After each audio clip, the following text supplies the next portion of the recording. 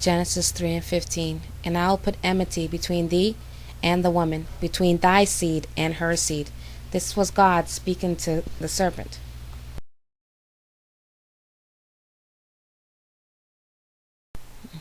Satan is known as the serpent, the dragon, and the devil. You can read that in Revelations 12:9. The great dragon was cast out, that old serpent called the devil and Satan, which deceiveth the whole world. He was cast out into the earth, and his angels were cast out with him. Satan has seed in the earth, offspring if you will. You can read that in Matthew 13:38. The field is the world, and the good seed are the children of the kingdom, but the tares are the children of the wicked one.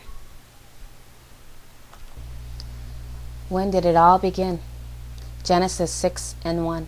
And it came to pass, when men began to multiply on the face of the earth, and the daughters were born unto them, the sons of God saw the daughters of men that they were fair, and took them wives, all of which they chose. Now this is important. This is not a regular man sleeping with a woman. This is a son of God taking a daughter of man. Who are the sons of God? Job 1:6 tells us, Now there was a day when the sons of God came to present themselves before the Lord, and Satan was among them. And Job 2:1, and again there was a day when the sons of God came to present themselves before the Lord, and Satan came also. Now, it's clear according to those two verses that Satan was considered a son of God. Now let's go back into the days of Noah and see what happened, because this will give us a better understanding. Let's read Genesis 6:4. There were giants in the earth in those days, and also after that, when the sons of God came in unto the daughters of men, and they bare children unto them. The same became mighty men, which were of old, men of renown. Giants was mistranslated in the King James Version. The New International Version says Nephilim, which is a correct translation. We have to look into what Nephilim means to get a better understanding of the scripture. In Hebrew, Nephilim means the fallen ones, those who fell. So that's been mistranslated as giants. Now look at this skull. It's not a normal human skull. And they were really giant. In the days of Noah, it was a very wicked place because of the Nephilims. In Genesis 6:8 it says, But Noah found grace in the eyes of the Lord. These are the generations of Noah. Noah was a just man, perfect in his generation. Noah walked with God. He was perfect because he did not mix with the Nephilims. And of course, Noah was a just man. Genesis 6:5, And God saw that the wickedness of man was great in the earth, and that every imagination of the thoughts of his heart was only evil continually. Jude 6, And the angels which kept not their first estate, but left their own habitation, he hath reserved in everlasting chains under darkness unto the judgment of the great day. So this is important. What did the angels do that caused such a great sin? Jude is quoting from the book of Enoch and continues. Jude 14, Enoch also, the seventh from Adam, prophesied of these, saying, Behold, the Lord cometh with 10,000s of his saints. From the book of Enoch. And I, Enoch, was blessing the Lord of majesty, and the King of ages, and lo, the watchers called me, Enoch the scribe, and said to me, Enoch, thou scribe of righteousness, go declare to the watchers of the heaven,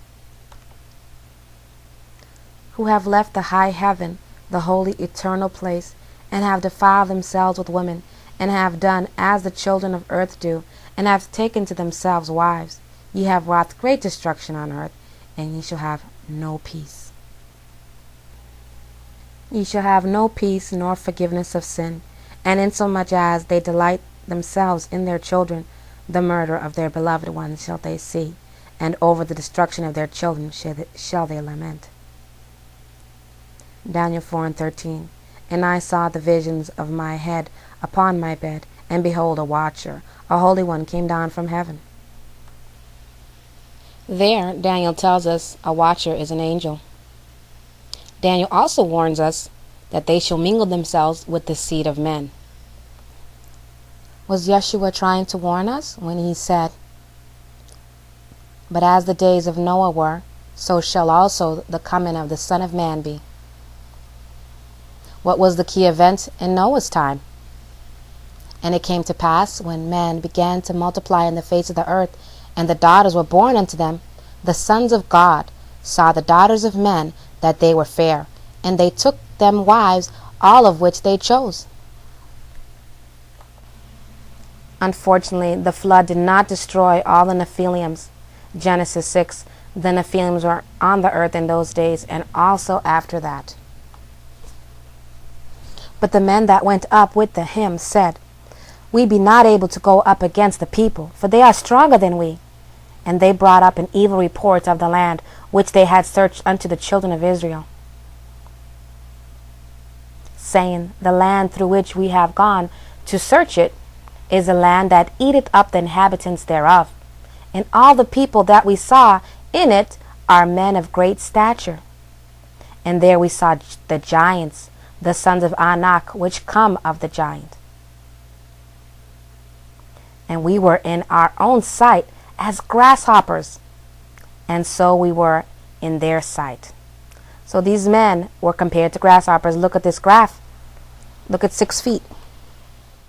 Now look at 9 feet. 9 feet is not as a grasshopper. Those giants had to have been well over 13 feet.